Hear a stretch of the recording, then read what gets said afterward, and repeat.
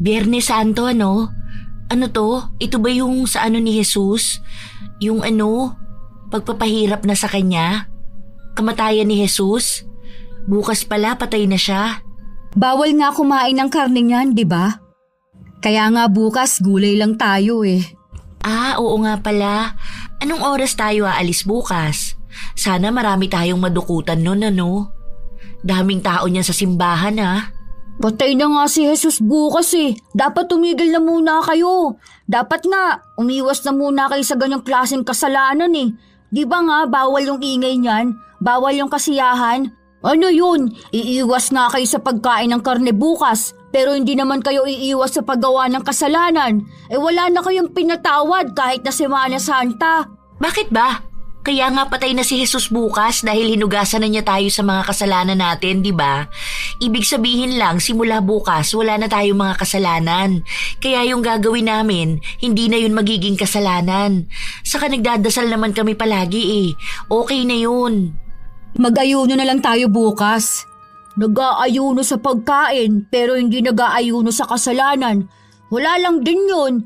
Bahala nga kayo sa buhay ninyo. Tutal ka mo, bata naman ako, wala akong alam. Ginagawa na lang palusot ng ibang tao ang pagpasok nila sa simbahan.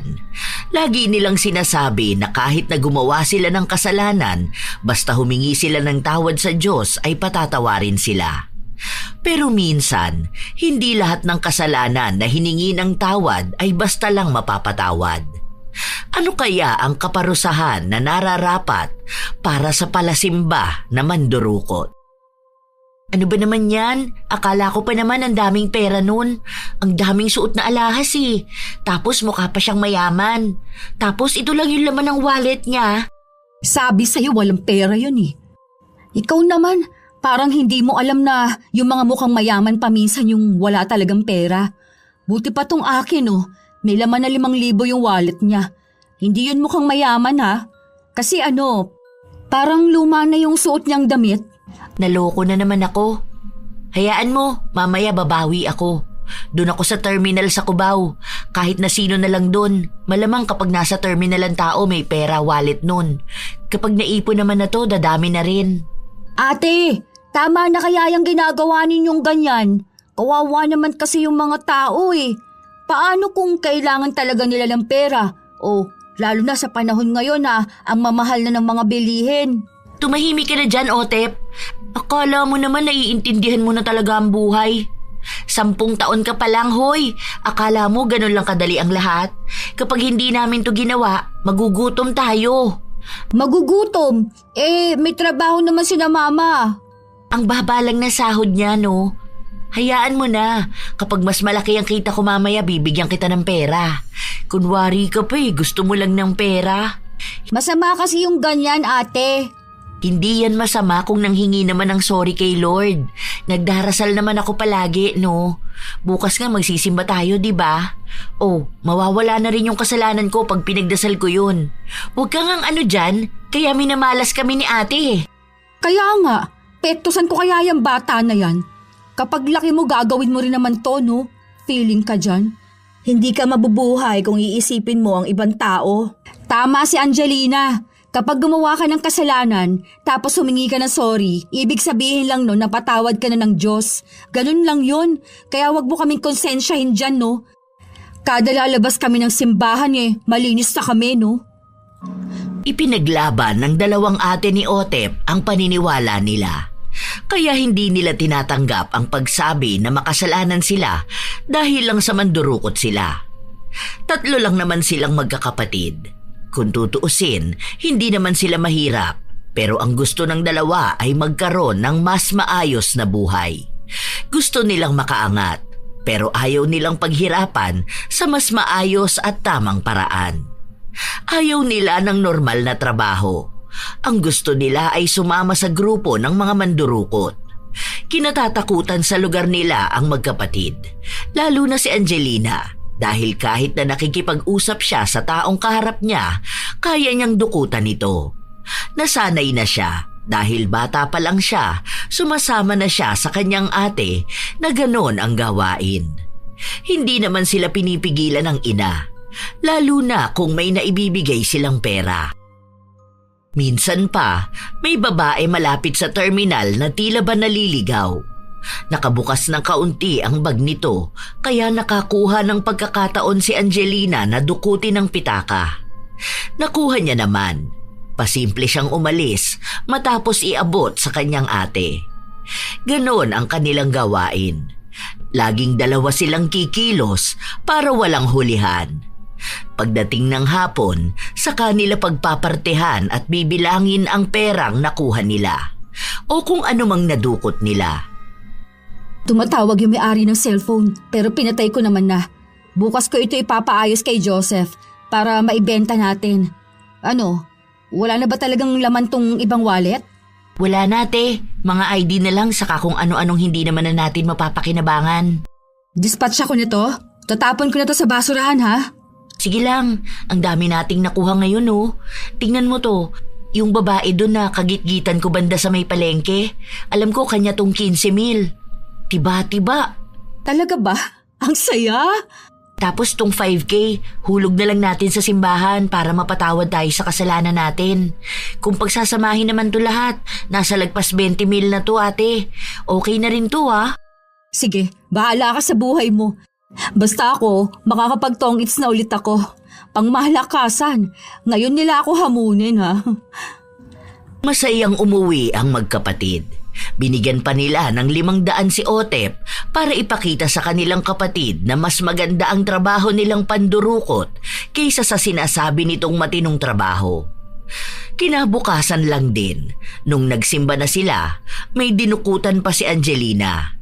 Kinuha niya ang cellphone ng babae na naglalakad sa unahan niya nung papasok sila sa loob. Agad niyang pinatay ang cellphone at itinago sa kanyang bra para hindi ito matawagan o makita kung sakali man na may maghanap. Mag-pray na po kayo, tapos sabihin nyo magbabago na kayo. Bakit magbabago kung patatawarin din naman? Ang kulit ng batang to, no? Akala ata nito pantasya lang ang buhay dito sa mundo eh. Patatawarin pa rin tayo ng Diyos kahit na sabihin mo pang masama yung nagawa namin. Yung iba nga pumapatay pa eh, tapos mag-sorry Lord lang okay na. Kahit po kasi magbigay kayo ng pera, hindi naman po nasusuhulan ng Diyos. Ano bang alam mo, ha? Hindi mo pa nga napagdadaanan ng hirap sa buhay. Itong mga nakukuhanan namin na to, bigay din naman yun ni God. Sadyang sa ibang paraan lang na mukhang masama. Pero ito yung paraan ni God para mabuhay at maibigay yung mga hiling natin. Huwag kang magulo dyan. Magdadasal pa ako. Lord, sana po marami pa kaming madukutan. Lord, bigay ka naman po sana yung may malaking halaga. Yung mga 50K po, ganun. Gusto ko po kasing gumala, magpunta ng Boracay. Gusto ko pong makapag-travel. Sana po, Lord, bigay nyo na po to sa amin. Promise po, gagawin naming 10K ang bibigay sa'yo kapag mga 50K po ang makukuhanan namin sa isang tao. Sa isang tao lang po yun na. Tapos kahit mga 3 tao po na ganun sa isang araw. Salamat po. Amen. Bakas talaga sa mukha ni Otep na hindi siya natutuwa sa pinaggagawa ng kanyang mga ate. Sa paaralan kasi nila, namumulat siya sa mga maling gawain habang kapag nasa bahay naman siya, pinapamulat sa kanya na ayos lang ang gumawa ng kasalanan kung ihihingi lang din naman ito ng tawad sa Diyos. Ilang araw pa ang lumipas kung ano-anong pandurukot ang ginagawa ni na Angelina at Julie. Wala silang pinipili kahit na estudyante pa yan o matanda. Basta alam nilang may makukuha silang pera. Minsan pa nga, nakita nila ang isang estudyante na mukhang may kapansanan din. Iika-ika kasi itong maglakad. Laptop laban nung bag na yun, halata eh. Ano, kunin natin mamaya? Aakyat yan sa jeep, makikipagsiksikan at unahan yan. May isa pa siyang bag na dala, oh. Kapag yan nagmadali, hindi na niya mahahalata kung ano yung nawawala sa kanya. Sige, dun ako sa likod ng isang jeep. Abot mo agad sa akin ha, para makasakay ako sa kabila. Ano, game na? Ayun, may paparating na jeep. Ang tabay ka na pala banda sa likod niya ha. Ay, wait lang pala, ako mauna. Babanggain at gigit-giting ko yan.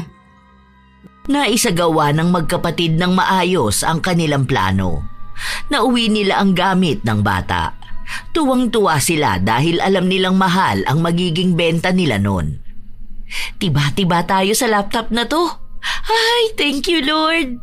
Kaya nga, tapon mo na lang yung mga papel na yan. Wala naman na yung kwenta eh. Hindi naman tayo nag-aaral. Ipapa-format ko na lang yan mamayang gabi. Ano? Uwi na tayo? Anong oras ni? Sandali lang, meron pa. Ayun oh, yung estudyante na yun. Kanina ko pa nakikita mababaw yung bulsa niya. Banggain mo lang yan mamaya. Ay, mukhang nakapila dun sa sasakyan natin pa uwi. Tara na, pagitnaan natin siya. Tapos mamaya pag malapit na tayo bumaba, gumawa ka ng eksena. Ganda ng cellphone. Parang bagong-bago, no? Di ba kailangan ni Mama ng cellphone? Ayan na yung sagot sa dasal natin. Kailangan lang nating makuha yan para may maibigay tayo kay Mama sa birthday niya. Madali lang din naman yan eh, bata pa. Walang ganong pakialam sa paligid. Saka tingnan mo yung tayo niya. Kahit agawin mo cellphone niyan, hindi ka agad mahahabol dahil matatapilok siya sa sarili niya. Ganyan sana madalas na biktima natin. Basta ako natutuwa ako, may maireregalo tayo kay Mama. Ang galing ano? Nasa Diyos ang awa, nasa tao talaga ang gawa. Kung anong pinagdasal natin, yon ang ibibigay din sa atin. Kailangan lang din nating kumilos para makuha. Sige na, tara na. Madali lang para sa magkapatid na gawin ang ganon dahil sanay na sila. Umuwi sila sa bahay na may 3 cellphone, may pera at may 1 laptop. Maya-maya lang din, naghahatian na sila. Itinabi ni Angelina ang cellphone na ibibigay nila sa kanilang ina. Aalis nga pala ako bukas. Ikaw na lang ba muna didilihensya? Lilibre ko mga barkada ko. Nagyayaya sila ng gala eh. Dito na lang ako sa bahay. Pahinga muna ako ngayon. Day off na lang natin. Sige, tapos nun balik tayong Cubao.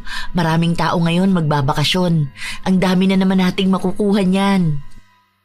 Habang nagpaplano na naman ang dalawa, lumabas na ang banyo ang bunso nilang kapatid.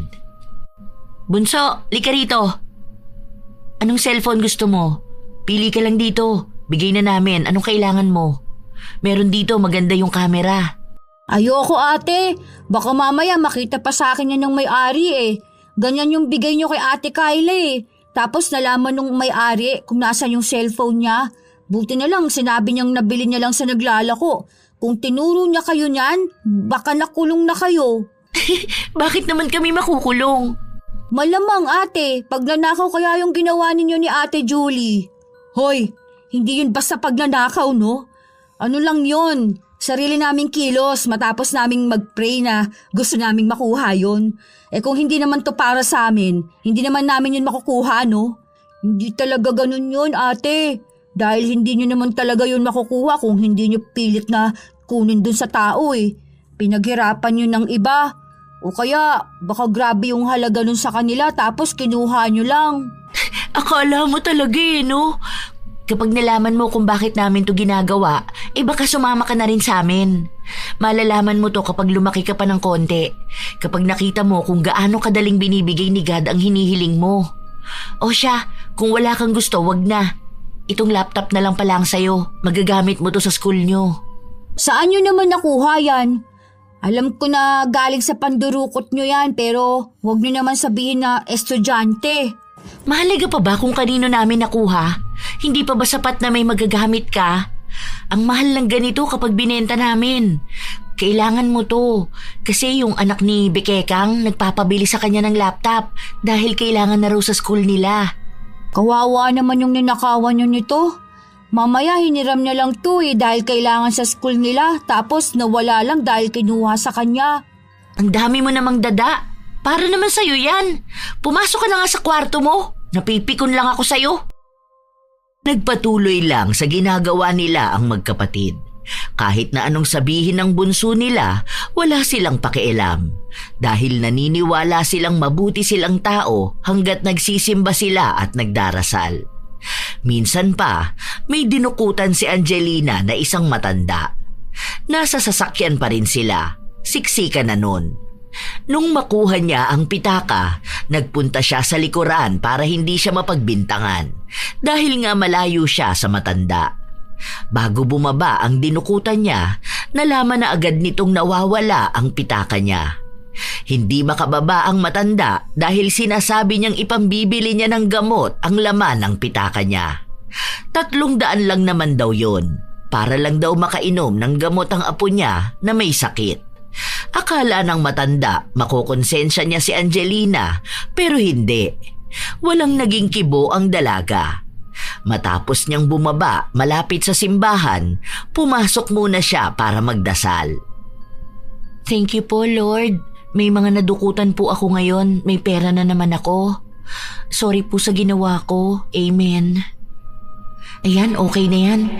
Ang mahalaga naman, nagsorry ako sa ginawa ko at nagpasalamat ako sa blessing na natanggap ko. Saka hindi naman masamang tao yung ganito. Mahalaga, may Diyos pa rin ako. Yung iba nga mas masama pa sa akin eh.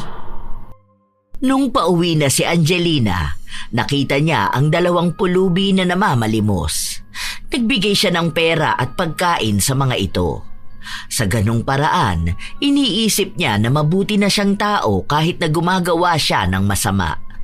Na ang kabutihan niya sa iba ang bayad sa kasalanan niya. Kaya nagpapatuloy pa rin siya sa pandurukot. Isang beses pa, magkakasama silang pamilya sa isang simbahan na pinuntahan nila sa probinsya. Isinama kasi sila ng kanilang ina nung Semana Santa sa lugar na kinalakihan nito. Sanay naman na silang nagpupunta ron dahil tuwing Semana Santa, naroon talaga sila. Normal lang na maraming tao sa simbahan nun, kaya tuwang-tuwa ang magkapatid. Sa unang simba nila, nakaluhod sila para magdasal. Nung idinilat ni Angelina ang kanyang mga mata, nakita niya ang isang bag na nakabukas. Nakaluhod din ang babae na may-ari nun at karamihan sa mga tao ay abala, kaya dinukot niya ang pera ng babae. Matapos nun, nagpasalamat na naman siya sa biyaya na nakuha niya. Nung paglabas nila ng simbahan, may nakita siyang isang matanda na nasa likod ng bulsa ang cellphone. Dahil siksikan, madali niyang nakuha. Kaya pagka-uwi sa bahay ay tuwang-tuwa siya.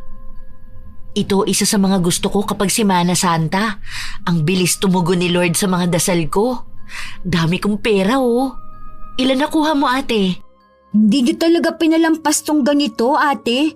Talagang ngayon pa. Sa halip na nagninilay-nilay sana kayo ng kasalanan ninyo, dinagdagan niyo pa lalo. Huwag ka na dyan magulo. May pamasahe na nga tayo pa uwi eh. Saka ipanlilibre ko naman to sa mga kamag-anak natin mamaya. Quits na yun oh. Saka nag-thank you naman ako kay Lord. Saka biyaya to sa akin. Pinadaan lang sa bulsa ng ibang tao. Ganun talaga yun. Pag nag-pray ka na kailangan mo, ibibigay ni Lord yun sa paraan na gagamitin niya ang ibang tao. Oo nga, pero hindi naman ganyan. Hindi sa paraan ng pagnanakaw. Mukhang hindi kayo nakikinig kanina. Yan kaya yung sermon dun sa misa, yung tungkol sa pagkuha ng hindi naman iyo, yung pagnanasa sa pag-aari ng iba. Hoy, hindi ako nagnanasa sa pag-aari ng iba no. Yung misa naman kanina, tungkol yun sa mga inggitera na gusto nila meron din sila nung meron ng iba. Pero hindi naman ako ganun no. Itong akin, kusa ko tong nakuha. Kusang dumating, hindi to galing sa inggit kaya kinuha ko. Parte pa rin yan ng pagnanakaw. Bakit ako makikinig sa'yo? Sino ka ba? Kumakain ka rin naman ng pagkain na binili ko galing sa mga dinukot ko ah. Yung pang-aral mo galing naman yun sa dilihensya namin ni ate. Kung makapagsalita ka naman dyan, akala mo naman sobrang banal mo na. Sana sinabi mo yan dun sa pare. Baka pwede kang gawing buhay na santo. Wala din naman akong choice eh. Bata pa kasi ako. Hindi ko pa kaya mabuhay mag-isa. Tsaka kung may trabaho na ako, hindi ko naman natatanggapin yung ibibigay ninyo sa akin ano, lalo na kung alam ko naman kung saan nyo kinuha. Okay, sabi mo yan eh. Malamang hindi mo pa naman naiintindihan ang buhay, kaya akala mo lahat alam mo na. Ganyan talaga mga bata, hindi ka naman namin inaatat na tumanda na. Matured ka lang mag-isip pa sa iba, pero wala ka pang alam sa buhay.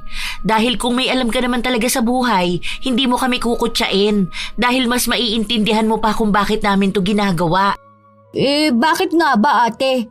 Dahil sa kahirapan. Saka gusto namin yumaman. Yumaman para ano? Makagala? Para maging sikat sa mga barkada mo na inuubusan mo ng pera? Kaya hindi ka takot gumastos ng pera dahil alam na alam mong kaya mong makuha ulit yun sa pamamagitan ng pandurukot eh. Wow, ang galing naman yan magsalita. Saka na mangaral ng ganyan kapag naging pari ka na. Sa ngayon, lunukin mo na muna yung paniniwala mo dahil sa amin ka pa rin naman umaasa. Basta ang alam ko, nagsorry na ako kay Lord. Saka gumagawa naman ako ng mabuti sa kapwa ko. Pero hindi lahat ng gumagawa ng mabuti, matatakpan na yung kasamaan na nagawa. Bahala ka nga sa buhay mo. Huwag mo sirain ang mental health ko. Dahil nga bata lang si Otep, kahit na hindi halos bata kung mag-isip, walang nakikinig sa kanya. Kahit mismong mga magulang niya, hinahayaan lang ang dalawa. May malaking benepisyo naman kasi silang nakukuha. Kapag may pera ang magkapatid, hindi naman sila maramot na nagbibigay sa kanilang mga magulang.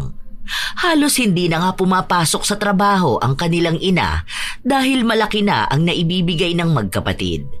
Habang ang karamihan ng tao sa naturang relihiyon ay nagninilay-nilay sa kanilang mga kasalanan, ang magkapatid naman ay mas pinag-iigtingan ang paggawa ng kasalanan na inihihingi naman nila ng tawad para magmukhang malinis ulit. Isang beses pa, nasa loob ng bahay ang pamilya ni Angelina at nag-uusap tungkol sa Semana Santa at mga nangyayari. Biyernes Santo ano? Ano to? Ito ba yung sa ano ni Jesus? Yung pagpapahirap na sa kanya? Kamatayan ni Jesus? Bukas pala patay na siya. Bawal nga kumain ng karne niyan, di ba? Kaya nga bukas gulay lang daw ang kakainin natin eh. Oo nga pala. Anong oras tayo aalis bukas? Sana marami tayong madukutan nun ano? Daming tao niyan sa simbahan Patay na nga si Jesus bukas. Dapat tumigil na muna kayo. Dapat nga iwas na muna kayo sa ganyang klase ng kasalanan eh. Di ba nga bawal yung ingay niyan? Bawal yung kasiyahan? Ano yun? Iiwas kayo sa pagkain ng karne bukas pero hindi naman kayo iiwas sa paggawa ng kasalanan? Wala na kayong pinatawad kahit na Semana Santa. Bakit ba? Kaya nga patay na si Jesus bukas dahil hinugasan na niya tayo sa mga kasalanan natin, di ba? Ibig sabihin lang, simula bukas, wala na tayong mga kasalanan. Kaya yung gagawin namin, hindi na yun magiging kasalanan. Saka nagdadasal naman kami palagi eh. Okay na yun. Mag-ayuno na lang tayo bukas. Nag-aayuno sa pagkain pero hindi nag-aayuno sa kasalanan. Wala lang din yun. Ay, bahala nga kayo sa buhay nyo. Tutal ka mo, bata naman ako eh. Walang alam. Buti na lang alam mo. Ganyan naman ang lagi ninyong sinasabi sa akin eh. Bahala kayo. Lagi kamo kayo nagdadasal pero hindi nyo naman sinasabuhay kung ano bang dapat gawin at hindi dapat gawin. Matatanda naman na kayo eh. Hay nako, huwag mo nang pansinin yan si Otep. Papansin lang yung bata na yan eh. Wala kasing pumapansin dyan dito. O bali ganito ha. Ang daming simbahan dito eh. Hati na lang tayo. I mean, tig-isa tayo ng simbahan. Ay, bukas din ba yung sa penitensya? Ano, unahin na lang ba muna natin yun? Bahala na nga bukas kung ano na lang siguro yung mauuna. Ang mahalaga naman eh, may makukuha at makukuha pa rin tayong biyaya. Sige pala, matutulog na ako para naman may lakas ako bukas. Hanggang sa kinabukasan, nagpatuloy ang magkapatid sa kanilang ginagawa. Maraming tao sa simbahan kaya ang dami nilang nadukutan. Kasunod nun ay ang mga nanonood naman nung penitensya. Matapos nilang magawa buong araw, bumalik sila sa simbahan para magdasal. Thank you po, Lord. Sana bigyan niyo pa kami ng mas maraming biyaya gaya nito. Ibigay niyo pa po lahat ng mga hiling namin. Alam ko naman po na naiintindihan niyo kami kahit na mukhang masama tong ginagawa namin. Naniniwala pa rin po akong may kabutihan naman din kaming nagagawa kahit na hindi halata at hindi namin isinusumbat sa ibang tao. Sana po tuloy-tuloy pa tong ginagawa namin para naman yumaman na kami.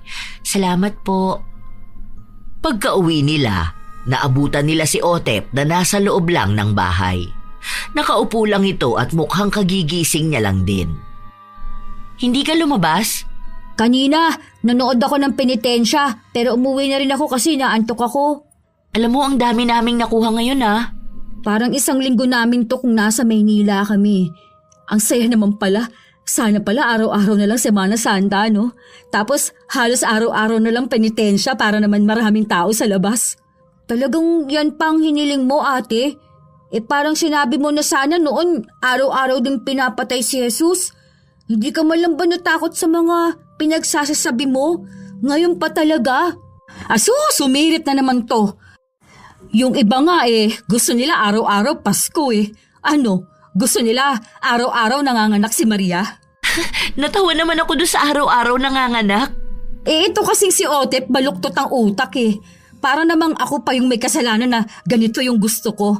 Sinabi ko lang naman yon dahil nga ang dami naming nakukuha. Saka nagpray naman ako kanina, no? Nagpasalamat ako kasi ang dami naming biyaya na nakuha ngayon. Isa pa, wala naman ang kasalanan ng mga tao ngayon kasi nahugasan na ng dugo ni Jesus. Kaya huwag kang OA dyan, bata ka. Lumabas ka na lang doon kung ayaw mong naririnig ang usapan namin.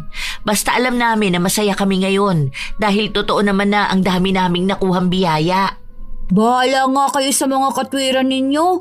Hindi naman ako nanalo kahit na minsan sa inyo Paniniwalaan nyo kung anong paniniwala nyo. At talagang hindi ka mananalo sa amin. Hindi kami handang makinig sa bata. Hayaan mo na yan, te. Bale, pagbalik natin ng Maynila, tingnan natin yung bahay na binibenta. Baka naman kaya na natin yun, no? Tanga, wala pa tayong ipon. Ang mahal kaya nun. Ang dami kaya nating nakuha ngayon. Aalis ako, no? Tsaka may balak akong bilhin na alahas. Isa pa, aalis ka mo, di ba? Pagbalik natin ng Maynila, makikita-kita kayo ng mga kaibigan mo. Tapos, ililibre mo sila sa resort? Ay, oo nga pala. Nakalimutan ko na yun ah. Buti na lang pinaalala mo. Hayaan mo. Ipag-pray na lang natin lagi na makakuha na tayo ng isang bagsakan na malaking halaga. At kapag nangyari yun, tiba-tiba tayo niyan Mabilis lang naman yan to pa rin ni Lord. Malakas kaya tayo sa kanya, di ba? Oo naman, mababait kaya tayo. Tumutulong tayo sa mga pulube. Kabutihan pa rin naman ang pinapakita natin sa ibang tao. Hindi naman tayo yung basta lang nagnanakaw. Yung mga politiko nga mga magnanakaw din Tayo pa kayo mga ordinaryo lang. Tama. Gusto ko talaga yung mga pananaw natin sa buhay, ate. Mabilis lang ding natapos ang araw hanggang sa umuwi na sila ng Maynila. Balik na naman ang magkapatid sa lansangan kung saan madalas silang nandudukot. Kung saan-saan na sila napapadpad pero mukhang naging pahirapan na sa kanila ang lahat. Ang dami ng mga pulis. May mga tumitimbre na rin sa kanila. Hindi nila alam kung bakit biglang naging ganon. Kaya nung umuwi sila, mainit ang ulo ni Angelina. Malamang yan yung mga naiinggit yan sa atin. Feeling ko si ano yan nagtitimbre sa atin. Si yung syota ni Banay, yung mukhang tuko. Nakalimutan ko na pangalan niya Nasa dulo na ng dila ko Si Bartolay? Oo, yan nga. Kasi mahina yung grupo nila. Pakialam ko ba sa kanila mga tanga at duwag yung mga yun. Humigpit din kasi ngayon. Tsaka ang dami ng tao na nag-iingat. Pero okay lang yan, ano ka ba? Madali lang yan kapag mga araw ng palengke. O kaya doon tayo sa may Quiapo. Gusto mo ba? Ayoko ron. Andun yung nanghuli sa atin noon Makita lang mukha natin noon, alam na niya kung anong ginagawa natin doon. Ay, oo nga pala. Buhay pa ba yun si Panot? Oo naman, nakita ko pa nga yun nung nakaraan Saka matandain kasi yun. Kaya nga ang laki ng noo nun dahil ang laki ng utak niya. Saka kilala na ako noon dahil bata pa lang ako, nahuhuli na niya ako, di ba? Kaya nga ilag ako dun sa Quiapo kahit na mas maraming tanga na tao dun. Mga madaling dukutan. Hayaan mo na, aayon din sa atin ang langit niyan. Bukas pala ng umaga kapag nagsimba tayo, yan naman ang ipagdarasal ko. Nakikinig lang sa usapan nila ang kanilang bunsong kapatid dahil kapag nagsalita siya, hindi naman siya pakikinggan ng dalawa. Isa pa, wala na rin naman siyang sasabihin pa. Matagal na niyang nasabi kung ano ang kailangang gawin ng dalawa pero wala naman yung talab dahil nga sa bata pa lang siya. Sinubukan naman na ni Otep ang lahat ng paraan na alam niya pero wala talaga. Kinabukasan, maaga silang nagising para magpunta ng simbahan. Lord, please naman, bigyan niyo pa kami ng mga tao na madudukutan no. Paano naman kami tutulong niya sa mga pulubi kung ganito naman katumal? Yung mga taong pumipigil sa amin para gawin to, makarma na sana lahat ng mga yun. Please, Lord, tulungan mo naman kami makakuha ng mas malaking pera. Kailangan namin ng pera para sa araw-araw eh. Ang tumal lang kitaan namin itong mga nakaraan. Bayaran na naman po ng bills, Lord. Kailangan namin yung tao na may malaking halaga. Kailangan namin yun. Bigay mo na po ito sa amin, please. Minsan lang naman kami humiling sa'yo. Tsaka kapag nakakuha naman na kami ng malaking halaga, binibigyan ka rin naman namin. Salamat po. Amen. Kakaiba talaga kayo mag-pray, no? Kasalanan na nga yun, hihilingin niyo pa sa Diyos. Huwag mo kaming pikunin dito sa simbahan. Baka mapamura kami. Yon ang kasalanan. Nagtataka lang kasi ako. Paano nyo nakakayang mag-pray tapos ang pinagpipray ninyo yung marami kayong mabibiktima at madudukutan? Hindi ba pwede na ang ipag-pray ninyo yung makakita kayo ng magandang trabaho para naman tumigil na kayo sa ginagawa ninyo? Ito na naman tong bata na to. 13 anyos ka pa lang, boy. Sa sobrang bait mo, kulang na lang tumira ka na sa kumbento. Kung pwede lang sana, di ba? Kung may pagkakataon lang dito na talaga ako titira. Pwede naman. May pumipigil ba sa'yo? Oy, wag na kayo magtalo. Nasa simbahan tayo. Irespeto nyo naman ang templo ng Diyos. Wag na kayo maingay dyan. Hindi ko marinig yung sinasabi ni Father. Paano kasi ang bata na yan? Walang ibang ginawa kundi ipamukha na masama tong ginagawa natin. O bakit hindi ba? Kanina nga doon pa lang sa labas nakita na kitang dinukutan mo yung isang babae. Baka gusto mo isumbong kita. Hoy, Otep, tama na yan sabi. Huwag kang gumawa ng gulo dito ha. Baka hindi ako makapagpigil, malamukos ko yung bibig mo. Alam mo ba na masamang sumasagot sa mas nakakatanda sa'yo? Pero ang magnakaw po ba hindi? Nagnanakaw ba kami? Ano bang akala mo sa pandurukot? Hindi ba yun pagnanakaw? Ang pagnanakaw, yung malalaking halaga. Yung alam na namin kung ano yung nanakaw saka nakaplano na.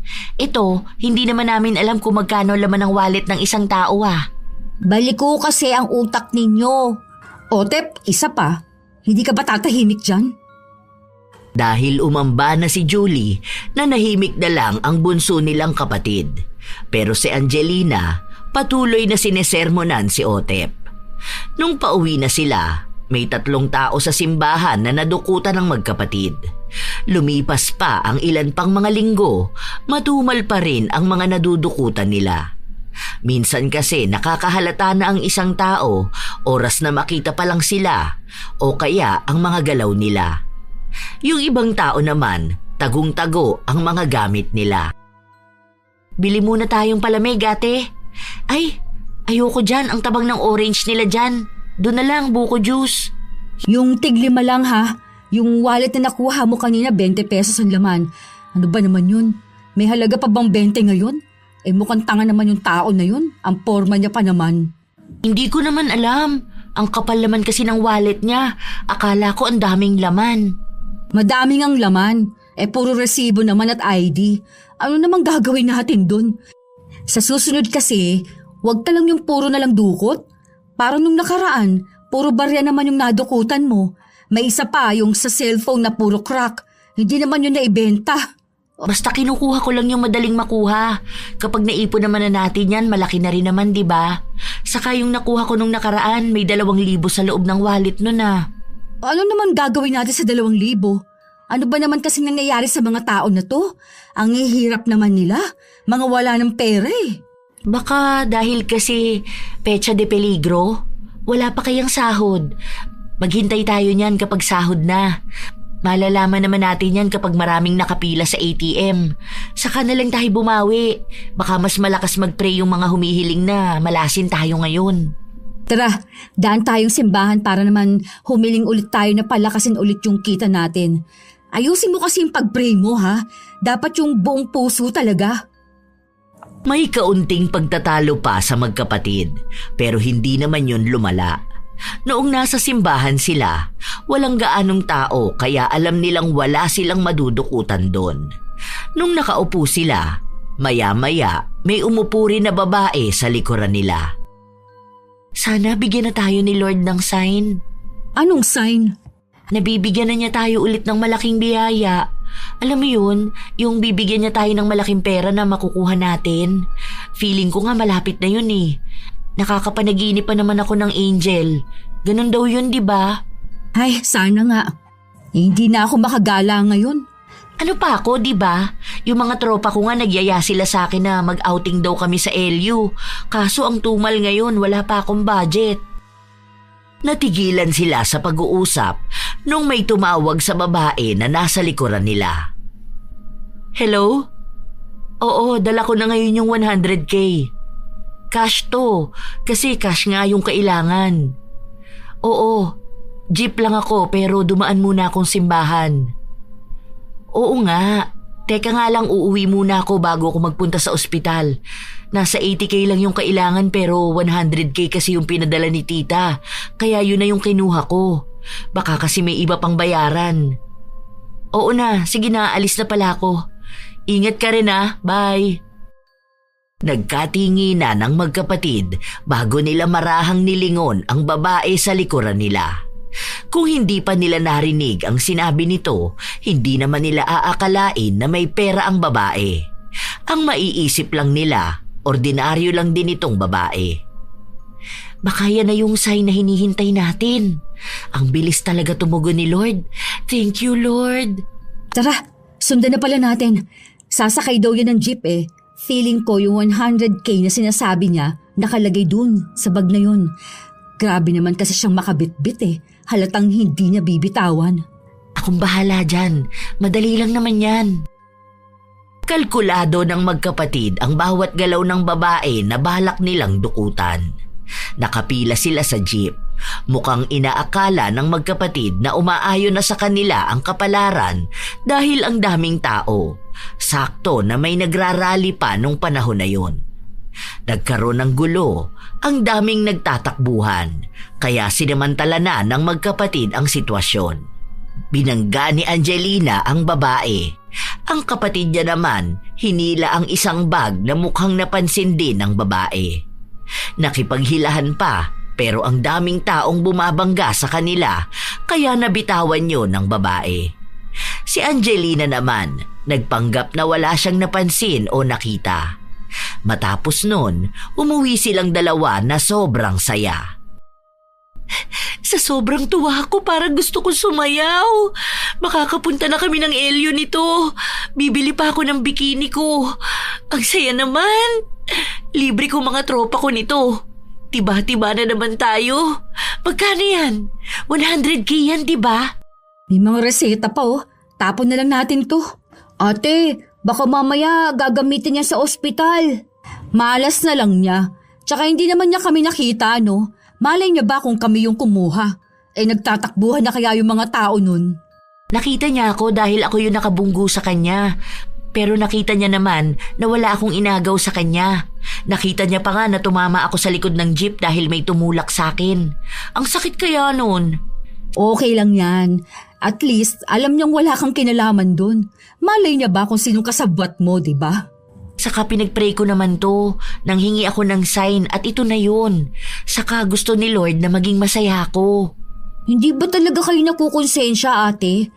Malay niyo gagamitin yung pera sa operasyon ng isang tao. Baka sa pera na yan nakasalalay ang buhay ng iba.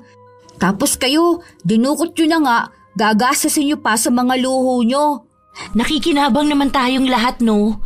Saka ibibili namin to ng bagong ref para naman itapon na yung luma. Ang pangit na kaya nun. Ibalik nyo na lang kaya yan. Kawawa naman yung nadukutan nyo eh. Ang galing mo naman. Bakit namin to ibabalik? Biyaya to sa amin. Bigay to ni Lord. Paano mo masasabing biyaya yan kung dinukot nyo lang naman at kinuha sa ibang tao?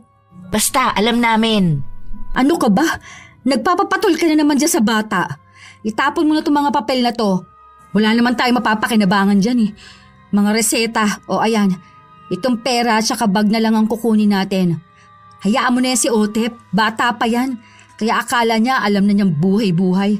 Kaya ka laging stress kasi nagpapaniwala at nakikinig ka dyan sa bata na yan. Ano, magkano ngang kailangan mo para sa LU nyo? Ano, Kaya na kaya doon ng 30K? Ewan ko, pero baka mga 5 kami. Saka 3 araw lang naman kami doon. Kaya na siguro yung 30K. Sige. Pwede na yan. Yung iba, ibibili ko na lang ng gamit sa bahay. Papalitan na lang muna pala natin yung bubong kasi malapit na magtag-ulan, di ba? Para naman hindi tayo mabasa dito sa bahay. Eto na yung 30K. Kung feeling mo kulang yan, gawan mo na lang ng paraan ha. Nasa Elyo ka naman na. Daming tao doon, kaya mo na yan. Mandukot ka doon. Bahala ka na. Huwag ka lang papahuli ha. Baka hindi ka na makauwi ng buhay dito. Yun! Thank you, Lord! God will provide talaga, no? Problemado ako nito tapos pinagpe-pray ko lang.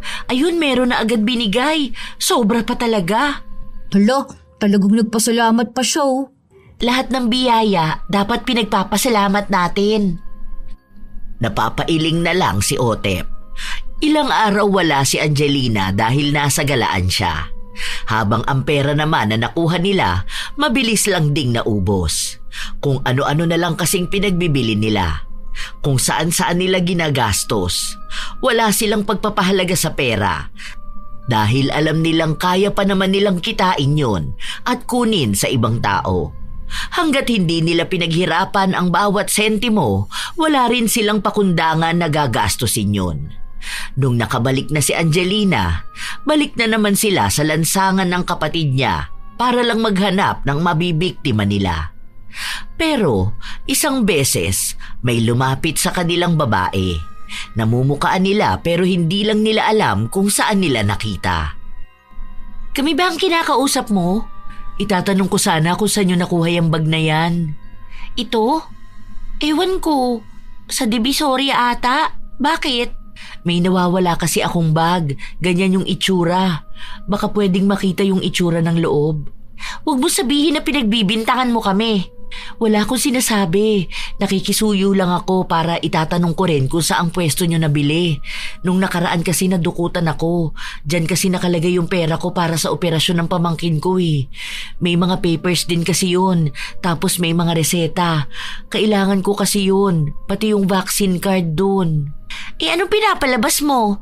Sa amin mo ngayon hahanapin? Bakit kasi burara ka? Hanapin mo kung nasan mo nilagay. Bakit ipapakita ko tong bag na to? Bahala ka nga dyan.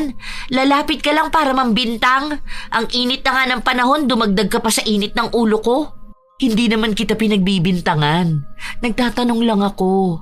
Ganun na nga yung tono mo. Anong akala mo sa akin, tanga? Ay, makaalis na nga. Kahit nakabado na si Angelina, pinanindigan niya talaga na hindi siya aamin o hindi malalaman ng babae na sila nga ang kumuha.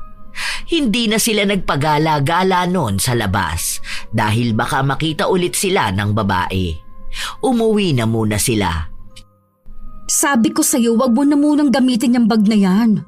San kaya nakatira yung babae na yun, ano? Hindi naman siguro ako namukhaan noon. Kinakabahan ako kanina. Nagmaldita na lang ako para kunwari hindi ako kabado. Akala ko mabubuko na tayo. May mga pulis pa naman dun. Hindi naman tayo makukulong agad, no? Malakas kaya tayo kay Lord. Tapon mo na yung bag na yan para hindi na makita ng babae. Hindi na lang siya mag-move on. Napunta naman kay Lord yung 10K. Hinulog ko kaya sa simbahan. Kaya nga, ano rin kayang hinahanap niya doon sa mga papel? Wala naman ako nakikitang mahalaga doon. Wala ngang pakinabang sa atin. Ibig sabihin lang, hindi naman yun mahalaga. Gusto niya lang sigurong mabawi yung pera. Wala na siya mababawi Bigay na sa atin yun ni Lord. Sige, bawiin niya muna yung binigay natin kay Lord na 10K. Hayaan mo yun. Hindi naman na siguro tayo nun makikita. Sana nga. Malawak naman tong lugar natin eh. Kakaiba na yan kung makikita pa ulit natin siya. Kampante ang magkapatid na hindi na nila makikita pa ulit ang babaeng dinukutan nila. Pero mukhang nilalapit sa kanila ang tadhana. May kamag-anak ang babae na malapit sa bahay na tinutuluyan ng magkapatid. Nalaman nila yon nung nakita nila ang babae sa simbahan. Hindi nila kinikibo para mukhang wala nga silang kasalanan. Pero magaling mag-obserba ang bunso nilang kapatid. Alam niyo mga ate, kanina pa kayo sinusulyapan ng babae doon sa may kabila Ayun oh, yung nakasuot ng kulay blue na duster. Kilala niyo ba siya? Alam ko yung ano yan eh. Pinsan ni Kuya Nestor. Nakita ko yan siya noon. Ewan ko dyan, hindi ko naman yan kilala. Para kasing kilala niya kayo eh. Hoy, huwag kang magulo dyan, Otep. Hindi ka makinig sa sinasabi ni Father. Kayo nga pong di nakikinig eh. Sabi kaya kanina may mga tao na malakas magdasal pero walang konsensya. Kayo agad po talaga'y naalala ko. O tapos, anong gusto mong gawin namin? Hindi naman para sa amin yung sinabi kanina. Paano nyo malalaman kung sa inyo yun? Kung hindi nyo naman tinatanggap yung mali ninyo. Bla bla bla bla bla. Kita mo na. Bata-batuta ka pa rin kahit para ka matanda magsalita. Hindi pa talaga matured ang utak mo. Mga turo lang yan sa school na ginagaya mo. Kapag talagang isip matanda ka na, maiintindihan mo kami. Sa ngayon, hindi mo pa kasi alam ang hirap ng buhay dahil may bumubuhay pa sa'yo. Makita mo kapag lumaki ka. Magtatrabaho na lang ako maghapon magdamag kaysa mandukot. Ngayon mo lang nasasabi yan kasi hindi mo pa nga nararanasan. Hindi ka maniwala sa amin na danas na ang buhay. Nasubukan na namin magtrabaho, magdoble kayod pero wala pa rin. Mas maganda pa rin talaga yung ganito na nandudukot ka. Kinukuha mo lang yung dapat na biyaya ng Diyos para sa'yo. Hindi mo hinihintay. Saka nag-share naman din ako, lalo na hati din kami ni Lord. Tama rin naman. Dati iba yung paniniwala ko. Ngayon lang din ako namulat sa realidad ng buhay eh. Minsan, hindi mo na kailangan maghintay ng biyaya. Dapat kunin mo na kagad. Tsaka, mabilis naman magpatawad ang Diyos. Lagi naman tayong nasa simbahan at nagdarasal eh. Di ba kayo natatakot sa karma? Kasi ako natatakot ako eh. Baka mamaya madamay ako. Ganun daw kasi yun eh. Kaya lagi ako nagpipray. Ako na yung humihingi ng tawad para sa inyo. Para hindi na rin ako madadamay kung ano mang mangyayari sa inyo. Kung ano mang parusa ninyo. Karma? Ano pinagsasasabi mong karma? Walang karmang nangyayari. Yung isang tao nga na mas masama pa sa amin, na karma ba? Hindi naman, di ba? Kasi nga, hindi naman yung totoo. Walang ganun. Ang mismong tao ang gumagawa ng sarili nilang karma. Saka anong dahilan? Bakit kami makakarma? May pinatay ba kami? May malala ba kaming kasalanan? Hindi lang naman pagpatay ang kasalanang nagagawa ng tao na pinarurusahan. Basta humingi ka na ng tawad kay Lord, yun na yun. Hindi na kailangan yung todo-todo na sobrang OA na. Dahil mabilis magpatawad ang Diyos. Kapag may nawawalan, malamang yun ang kapalaran nila. Kung ano yung nakukuha namin, yun talaga yung biyaya na para sa amin. Ang biyaya, kusang dumarating. Kusa naman yung dumating kinuha lang namin. Ang ingay niyong dalawa, huy. Nasa gitna niyo ako, oh. Ikaw nga, Otep, tumahimik ka na dyan, ha? Lagi na lang ako yung pinapatahimik, Oo, kasi ikaw yung walang saysayang sinasabi. Sinasaway ka na nga ni Mama, hindi ka pa rin nakikinig. Wala talaga akong kakampi sa pamilya na to. Wala talaga. Kasi hindi mo kami naiintindihan. Yung kina Mama nga ayos lang eh. Palibasa kasi feel na feel mo na matanda ka na mag-isip.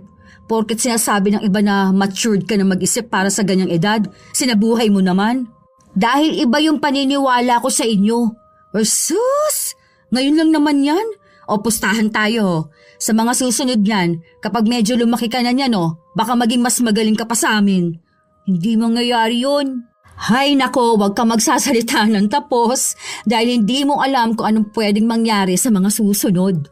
Hindi naman to pagkaligaw ng landas, no? Iba lang kasi to sa ginagawa ng iba. Pero kung tutuusin, pareho lang na kumikita para sa sarili at para sa pamilya. Hindi nakikinig si Otep sa sinasabi ng dalawa niyang ate. Paglabas nila ng simbahan, nakadukot ng isang pitaka si Angelina pero hindi niya alam kung may laman ba. Pero mukha namang maraming pera ang nakuhanan niya. Neng, excuse me. May napulot ka atang wallet ng babae. Ayun siya oh. Ate, andito sa kanya. Nakita ko kanina napulot niya. Ha? Anong napulot ko? Nakita ko pang nilagay mo dyan sa isa mong bag. Hindi yan. Yung isa. Yung mas malaki. Ha? Bible ang laman ito. Nakita ko yon, kulay pink pa nga yun.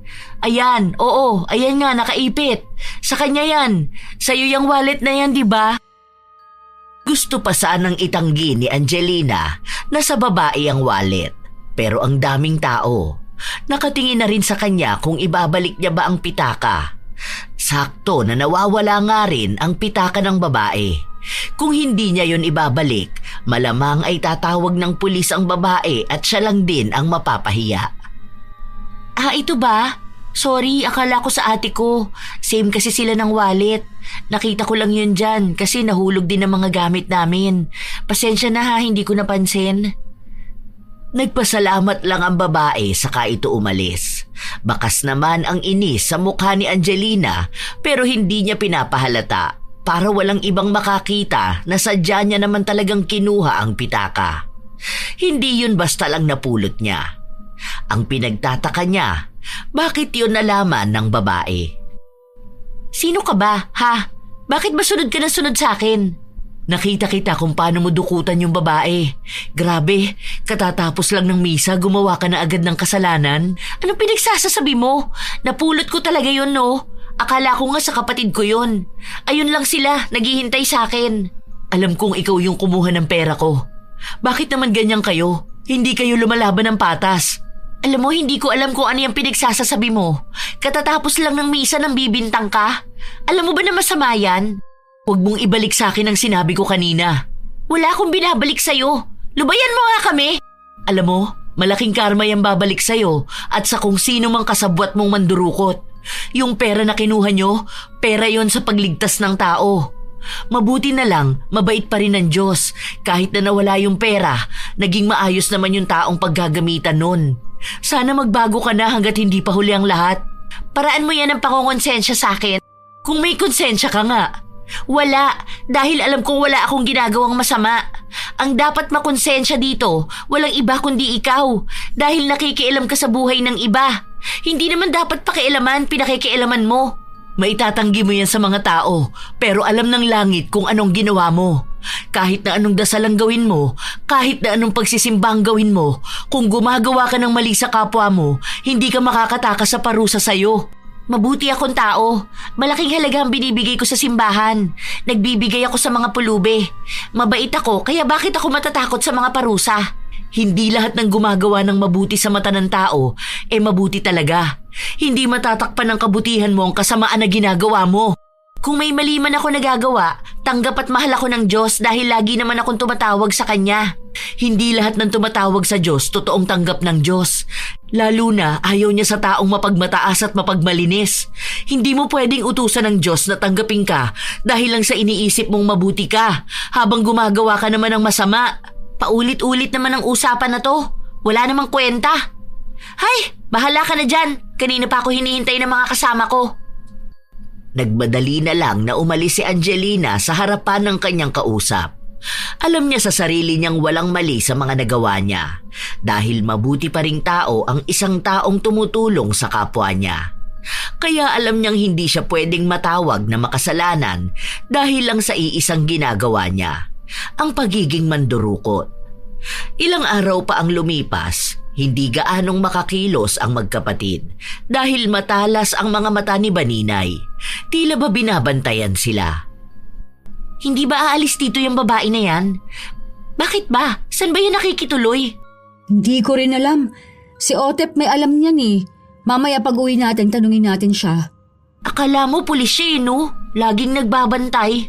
Pansin ko nga. Nung nakaraan munti ka na akong mahuli. Paano? Hinihila ko yung cellphone ng babae sa likuran niya. Aba, bigla ba namang sumigaw yan ng magnanakaw? O ayun, napakapit yung mga tao sa gamit nila. Napatingin pa sa akin yung dudukutan ko. Nagpalusot na lang akong mahuhulog na yung cellphone niya eh. Naiinis ako. Ang hirap dumiskarte. Wala bang trabaho yung tao na yan? Ewan ko dyan. Alam mo bang pangalan yan? Basta may Ninay ata yun. Baninay, ganon. Sinabi na yun ni Otep hindi ko lang gaano matandaan. Basta ang tawag ko sa kanya, Paepal. Baka siya yung demonyo na pagsubok sa atin. Iba talaga gumalaw ang mga kalaban, no? Pipigilan talaga tayong makuha ang biyaya na kaloob sa atin. Bakit ba tayo matatakot sa kanya? Tao lang din naman niya na mukhang padala ng kadiliman. O basta tayo, hanggat mabuting tao tayo, dapat wag tayong matatakot. Sila pang ang dapat na matakot sa atin, di ba? Sila kaya ang mas makasalanan sa ating lahat. Tama ka naman dyan, ate. Kaya nga ako, hinahayaan ko na lang kapag marami siyang sinasabi sa akin. Mas kilala ko naman ang sarili ko, no? Basta alam kong gumagawa ako ng mabuti, mabuting tao na rin naman talaga ako. Hayaan na lang natin siya. Kontrabida yon dahil bitter siya dun sa nawawala niyang pera. Ang tagal na nun, hindi niya pa makalimutan. Isa pa, hindi naman niya napatunayang tayo ang gumawa nun, di ba? Kaya wala siyang karapatan na pagbintangan tayo. Tama, kaya hindi tayo dapat natatakot sa mga simpleng salita niya lang sa atin. Ayun, may bagong target. Yung matandang babae na yun, oh. Nagbibilang ng pera niya. Baka sa butika yan pupunta, no? Ano? Oo, sige, okay lang sa akin. Sa wala tayong makita ngayon na matino eh. Wala kasing pasok tapos walang gaanong lumalabas ng bahay nila. Sige na, pwede na yan. Hindi pinalampas ng magkapatid kahit ang barya-barya lang ng matanda. Kinuha nila ang pitaka nito saka sila umalis. May mga gamot pa nga sa loob ng pitaka pero itinapon nila yon matapos na makakuha ng pera. Nagpatuloy silang gawin yon. Hindi sila nagpapaapekto kay Baninay kahit na kinukonsensya na sila nito. Dahil naniniwala talaga silang wala silang kasalanan. Hanggang sa isang araw, nabalitaan ni Angelina na nabundol ang kapatid niya. Tumatakas pala si Julie sa isang dinukutan niya. Pagbaba nito sa jeep, tumawid agad para matakasan ang dinukutan niya pero hinabol siya nito kaya hindi nakita ni Julie ang papalapit na truck. Nabawi ang dinukot niya pero nasa ospital ito at nag-aagaw buhay. Sobrang problemado ng pamilya nila dahil wala naman silang pera. Kawawa naman si Ate Julie. Kung hindi sana siya gumawa ng masama baka hindi siya nasa ospital ngayon. Baka okay pa siya. Kaso, kahit naman daw gumaling siya, magkakaroon na siya ng problema. Sa ulo kasi yung naging tama niya Gagawa ako ng paraan para sa magagastos sa ospital. Sana may makuha kong malaking pera. Gagawa ka ng paraan? Gagawin mo yung dahilan kung bakit nasa ospital si Ate Julie? Dahil sa iyo kaya kami minamalas. Hindi dahil sa akin, ate. Dahil sa ginagawa ninyong mali. Dahil sa pagdarasal ninyo na pagpalain kayo, kahit na yung pagpapala na gusto ninyo, ay yung pasakit naman sa ibang tao. Yun bang kasalanan sa Diyos? May alam ka bang ibang paraan? Kung wala, manahimik ka na. Kaysa kung ano-anong pinagsasasabi mo. Matuto ka na lang na ipagdasal kami para naman gumaling na si ate. Ako na lang mag-isa ang tataguyod dito. Buti sana kung may maitutulong ka. Dagdag ka lang sa problema dahil dyan sa mga pinagsasasabi mo. Kung gusto mo talaga na magkaroon ng pagbabago, sana nagbibigay ka ng pera sa amin. Nai-stress na ako, lalo mo pa akong ini-stress. Nagsasabi lang naman ako, ate. Puro ka nagsasabi, wala ka naman dulot. Bago ka magmayabang na mabuti kang tao, tulungan mo muna kami. Kung hindi mo naman kami kayang tulungan, manahimik ka. Hindi ka nakakatulong sa problema ng pamilya natin. Buwisit na yan. Inis na si Angelina sa mga pinagsasabi ng kanyang kapatid, kaya nasusungitan na niya ito. Hindi na lang kumibo si Otep. Halos isang buwan ang lumipas, hindi pa nga gumagaling si Julie. Nagkaroon na naman ng problema sa bahay nila. Hindi nila pag-aari ang kinatitirikan ng bahay nila, kaya pinaaalis na sila roon. Wala silang ibang tutuluyan. Wala naman silang bahay. Kung kukuha sila ng mauupahan, mahihirapan din silang bayaran yon kung tumutumal na ang nakukuha ni Angeline ng pera sa mga dinudukutan niya. Hindi lang naman sila ang pinapaalis, kaya pakiramdam niya, may laban pa rin naman sila sa bahay na hindi naman nila pag-aari. Naging baldado na si Julie. Kahit nasa bahay siya, kailangan tuloy-tuloy pa rin ang gamutan niya. Hindi na siya nakakausap, hindi na rin siya nakakaintindi. Hindi siya marunong tumayo o kumilos dahil nga sa malaking parte na natamaan sa kanyang utak. Parang patay na rin siya kung tutuusin. Mas malaki pa ang gastos nila sa mga gamot nito dahil kailangan tuloy-tuloy. Kung mahihinto kahit na isang beses, maaaring mamatay si Julie. Yun ang ayaw ng pamilya niya Kaya todo ang kayod ni Angelina para lang sa kapatid. Umaasa pa rin siya sa himala. Pero sa halip na yon ang ipagdasal niya, iba ang hinihiling niya kapag nasa simbahan siya. Lord, please naman bigyan mo na ako ng madudukutan ng malaking halaga. Yung kahit mga 1 million, ganun. Yung sana makakabili ako ng bahay. Sana yung kahit matanda na tanga na madaling madukutan. Yung ganong klase ng tao. Ang hindi alam ni Angelina, nakaupo lang din pala sa tabi niya si Baninay. Malawak at walang tao sa simbahan, pero doon pa talaga pumwesto si Baninay. Maaaring sadya yun para lang makausap niya si Angelina.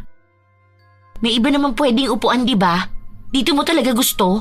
Alam mo ba, ngayon lang ako nakarinig ng tao na nagdadasal ng kasalanan. Ganyan ka ba talaga? Hindi ka ba magbabago kahit na alam mo na nga na nakakarma na kayo? Ang bilis, di ba? Hindi lang naman yan isang beses. Tuloy-tuloy ang karma. Ayaw nga kitang kausap. Ano ba talagang problema mo doon? Kasi puro na lang negative ang lumalabas sa bibig mo. Negative? Nagsasabi lang ako ng totoo. Nung nangdukot ang kapatid mo at tumakas siya, yan ang nangyari sa kanya. Imbis na maging dahilan yon para mamulat ka sa kasalanan na ginawa nyo. Anong ginagawa mo ngayon? Nagdarasal ka na sana bigyan ka ng taong madudukutan mo? Anong klaseng dasal yun? Diyos ka ba? Bakit pinangungunahan mo siya na magdesisyon sa mga hiling at panalangin ko?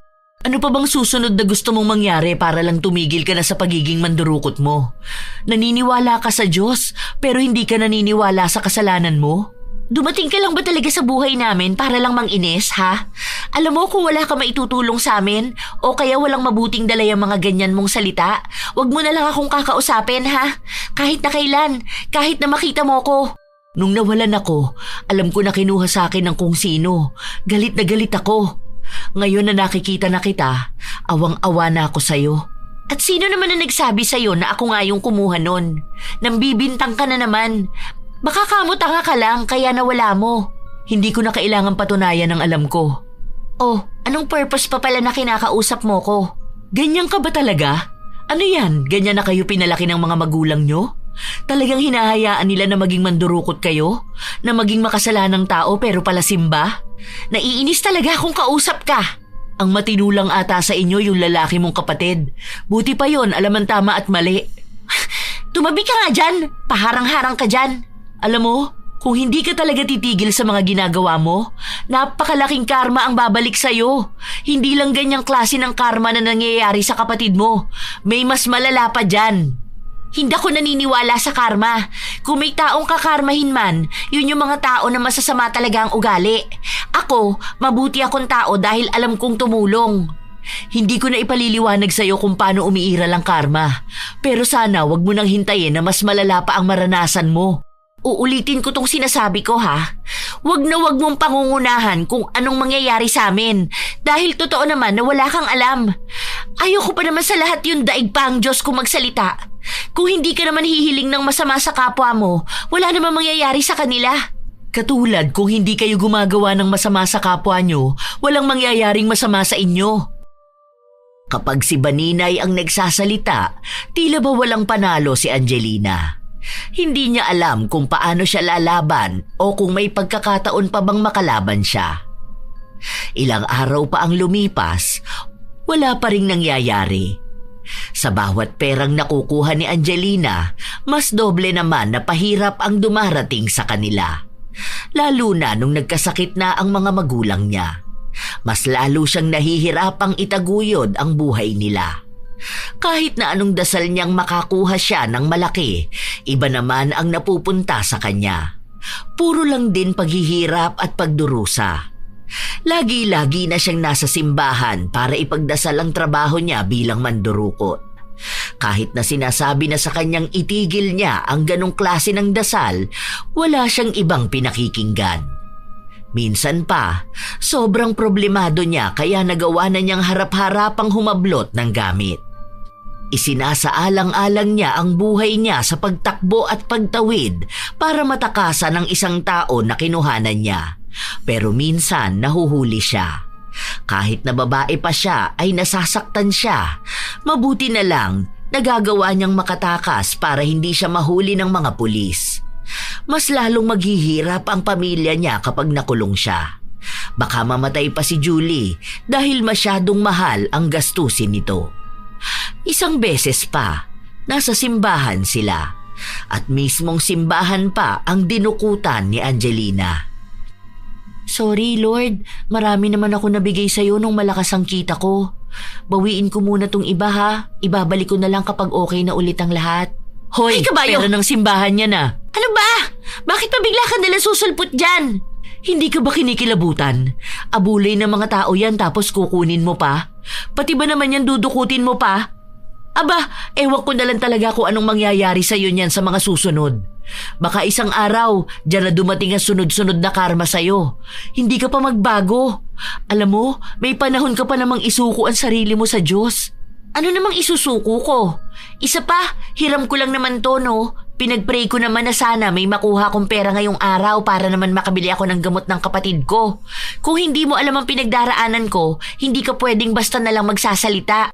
Kaya nyo naman yan pinagdaraanan dahil may ginawa kayong masama.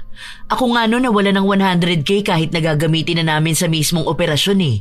Doon sa operasyon na yon nakasalalay ang buhay ng isang tao. Kaya bago mo sabihin sa akin na hindi ko alam kung anong nararamdaman mo, mas lalong hindi mo alam kung anong nararamdaman ko noong mga panahon na yon. Ano namang kasalanan ko ron?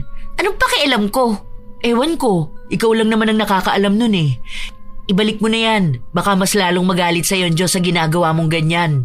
Bakit naman magagalit sa akin? Sa nagbibigay naman ako noon tapos malaki pa. Galing din sa dinukot mo? Wala ka na doon kung saan man galing ang pera na bigay ko. Sa ngayon, ako lang naman yung humihingi muna ng pabor. Kailangan ng kapatid ko ng gamot. Wala na ako ibang pagkukuhanan. Buti sana kung makakatulong ka sa amin eh. Kaso hindi naman. Kaya wag mo akong basta pagsasabihan dyan ha. Umalis si Angelina nang hindi na lumilingon pa sa altar. Nagtungo na siya papunta sa butika. Binili niya kung anong kailangan ng kapatid pero nung magbabayad na siya, hindi na niya makapa ang pitaka niya. Nasaan na yung wallet ko? Ay, lintik naman na yan. Nadukutan ako. Hayop! Buwisit namang tao yun. Nasaan na kaya yung wallet ko? Kung kailan nandito na ako sa butika? Hayop talaga! Hay! Tumingin si Angelina sa paligid niya. Abala ang mga tao. May kanya-kanya silang ginagawa kaya hindi niya alam kung sino ba ang kumuha ng pitaka niya. Halos sinisi niya na ang bawat tao roon. Binabawi niya ang pera na nawawala sa kanya pero pinalabas siya ng gwardya dahil nanggugulo na siya. Sobrang problemado niya. Hindi na gumagana ng maayos ang kanyang utak kaya hirap siyang makapandukot ng maayos. May nakuha siyang pera sa isang ginang pero sapat lang yon para sa isang gamot ni Julie. Wala naman siyang ibang malapitan na magbibigay ng pera pambili niya ng gamot.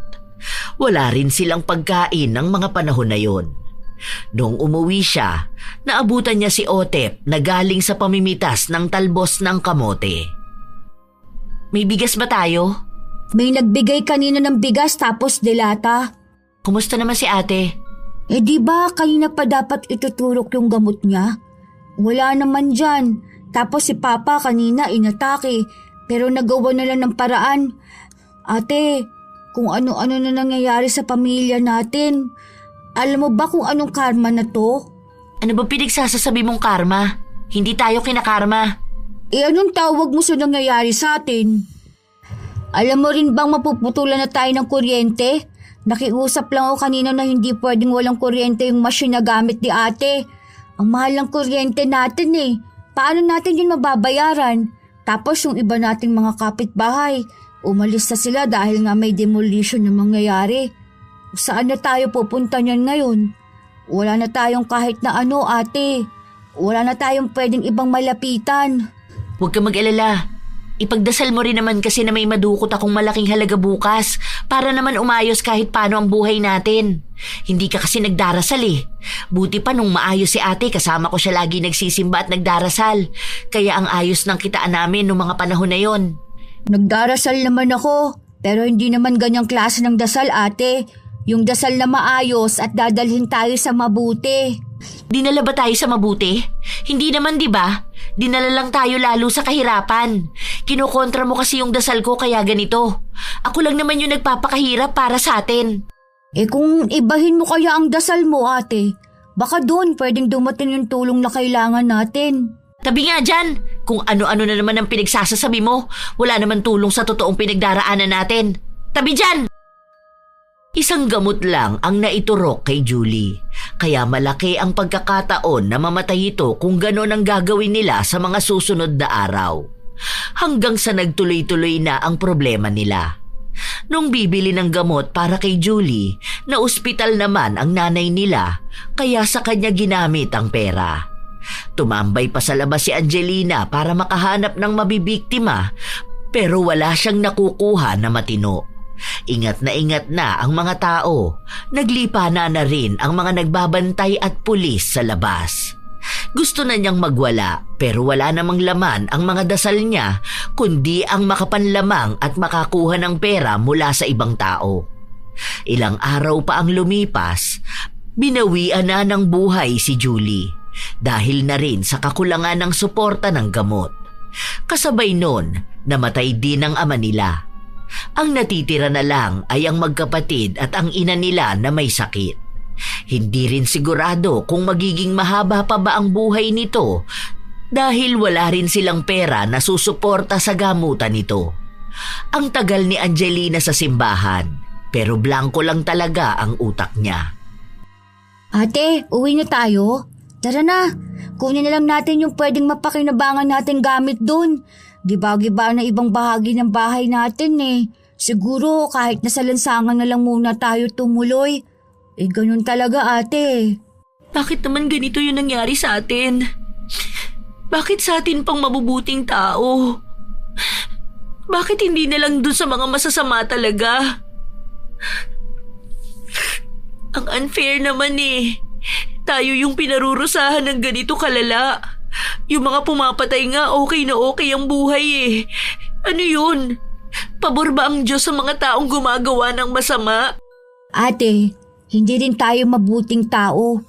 Alam mo na sa simula pa lang, yung kinakain natin galing na sa sama ng loob ng ibang tao. Kaya lahat ng mga nangyayari sa atin, bayad na to sa mga kasalanan na ginagawa natin. Inihingi ko naman yun ng tawad Saka humihingi ako ng gabay at basbas para lang simulan tong ganito. Saka nagbibigay naman kami sa simbahan para sa Diyos. Saka mabuting tao kami. Tayo, nagbibigay tayo sa mga pulubi. Bawi na yun sa kasalanan na nagagawa pero bakit ganito pa rin? Kasi hindi naman totoong pagtulong yun. Hindi naman ikaw ang magsasabi na mabuti kang tao. Nagpapakabuti ka lang naman ate, kasi iniisip mong pambawi yun sa kasalanan mo. Hindi dahil yun talaga ang gusto mo. Magkaiba kasi ang mabuting tao na mabuti talaga. Yun yung mga taong hindi nila alam na mabuti sila. May mga taong mabuti na gaya mo dahil iniisip mong yun ang pambawi mo sa kasalanan mo. Ewan ko ba? Baka mamaya sinumpa tayo ng bakekang na yun. Baninay ate! O kung sino man siya. Mukha kasi yung mangkukulam eh. Hindi tayo sinumpa ng tao. Diyos mismo ang sumumpa sa atin ate. Bakit ba hindi mo yun matanggap? Kung ano-ano nang nangyayari sa atin eh. Tapos hindi ka pa tumitigil. Hindi talaga ako titigil dahil mas lalong kailangan ko to. Wala na tayong bahay. Saka paano ka pa mag-aaral niyan? Tulungan mo na lang ako. Buti ka pa hindi ka agad makukulong. Saka mas maliksi ka pa dahil bata ka pa lang. Ayoko ate. Yan ang problema. Kaya nagkandaletse-letse ang buhay natin dahil hindi ka marunong tumulong sa pamilya natin. Kung hindi ka naman nagmamatigas dyan sa paniniwala mo, baka buhay pa si ate at papa dahil may pera tayong nakukuha. Ayoko talaga. Kahit na anong mangyari, ayokong gumawa ng ganyang kasalanan. Ano gusto mo? Ganito na lang tayo? Gusto kong pumasok ng seminaryo, ate. Magpapari ka? Nagpapatawa ka ba? Hindi naman ako nagbibiro, ate. Bata ka pa, hindi ka pa naman magiging pari niyan, kaya tulungan mo na lang ako muna mandukot. Kung magpapari ka, mas malapit ka na nun kay Lord. Saka ka nalang humingi ng tawad sa Kanya. Kailangan mo lang kamong gawin yun ngayon. Ayoko ate, may nakausap na ako eh.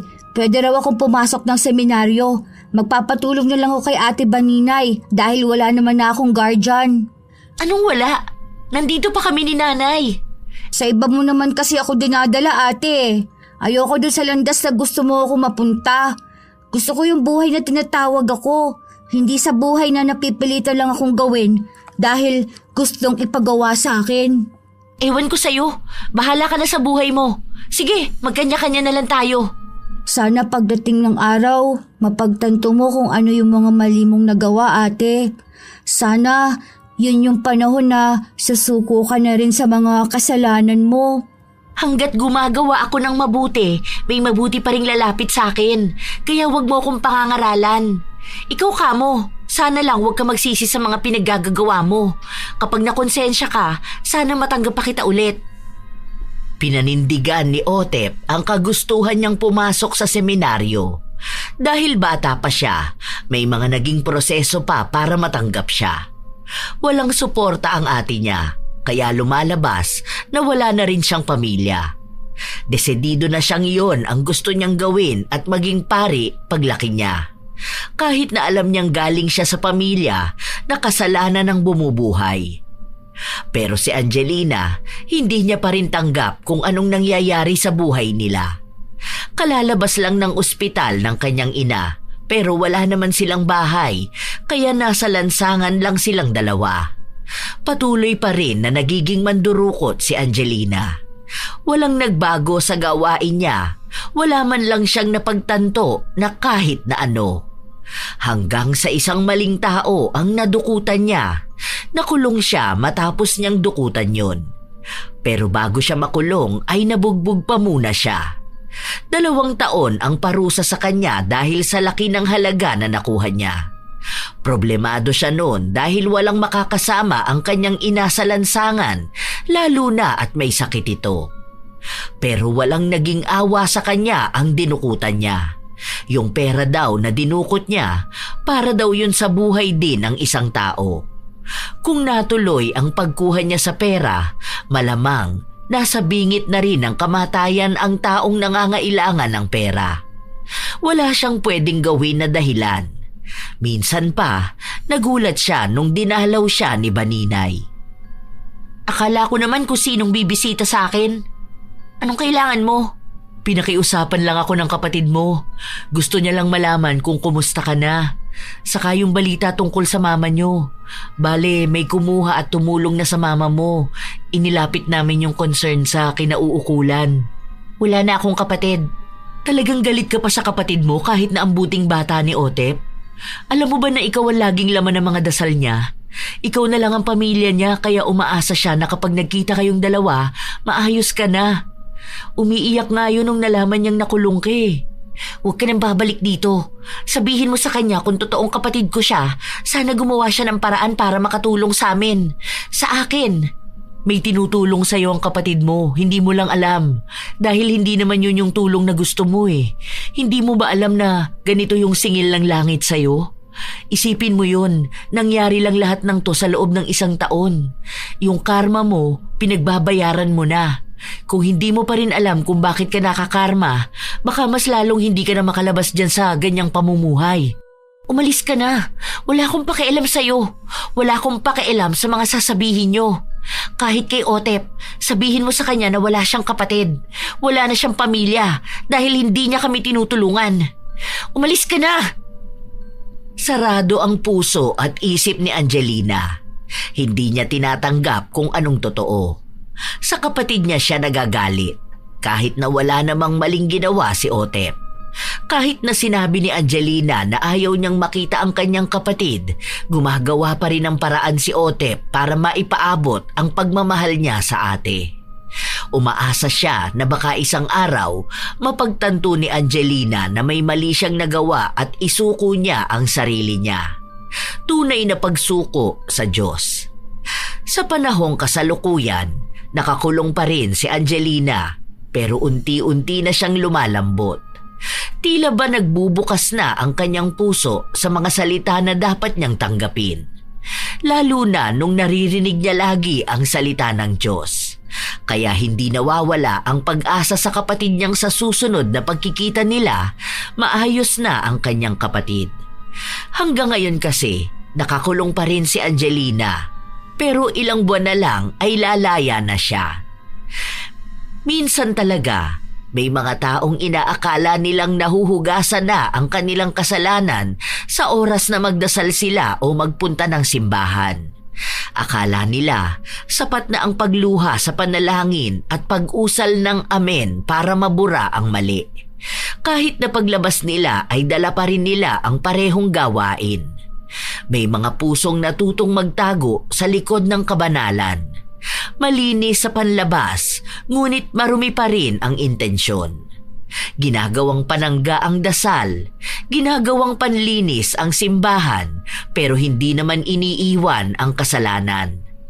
Para bang ang Diyos ay kayang suhulan ng oras, ng salita o ng kaunting handog. Ngunit ang totoo, ang dasal ay hindi panakip sa mali.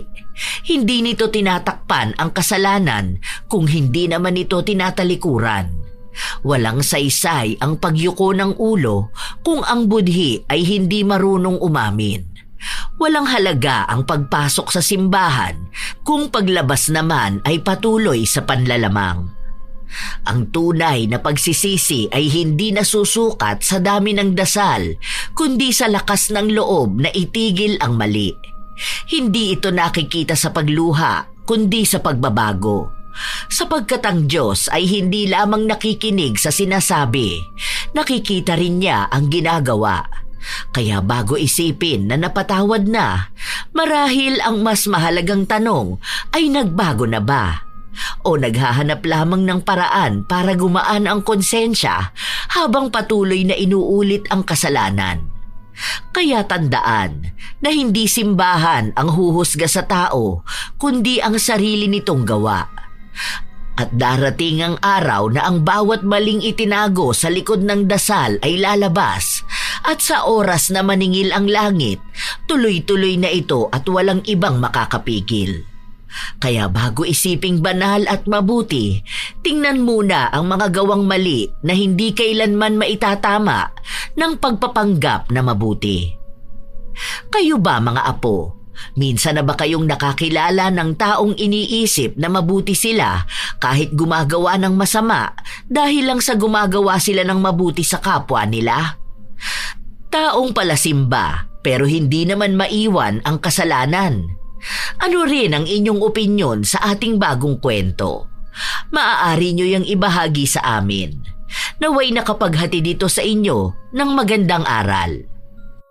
Shout out sa ilan sa mga masusugid na tagapakinig ng mga istorya ni Lola Telang. Flordeliza Guevara, Yurlin, Ruth, Lay, Jazz, Tintin, Daiben, Jean Marie Gastar, Sonia S., Tugade Mercado from Saudi, Angelique Ceris, Mary and Joyce, Lucia Villaguera, Maricar from Qatar, Elaine Cardiente, Cherry May Libiran, Angelina Ignacio from California, Marest and Jovan, Luz Aclaro, Hazel Fiesta, Cristina Peru, Sydney Crosswind, Michelle Lacambra, Gia Gigi, Susan Mabuti, Carmeline Panlilio ng Tarlac City. Ito ang inyong Lola Telang at maraming salamat sa palagi ninyong pakikinig, mga apo.